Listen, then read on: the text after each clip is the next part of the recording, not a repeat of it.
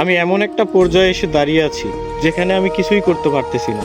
না পারতেছি পরিবারের মানুষের স্বপ্ন পূরণ করতে, না পারতেছি নিজের স্বপ্নগুলো পূরণ করতে।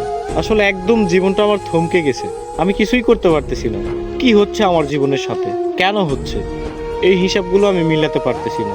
বিশ্বাস করেন ভাই, প্রচুর পরিমাণে ডিপ্রেশন কাজ করতেছে ভিতরে।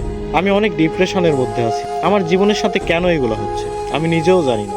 তবে একটা জিনিস কি, কোনো কিছুর হিসাব আমি মিলাতে পারতেছি না। একটা সময় ডিপ্রেশন কি জিনিস জানতাম না, এখন জানতেছি। তবে একটা কথা মাথায় রাখবেন, ডিপ্রেশন বিভিন্ন ধরনের হয়।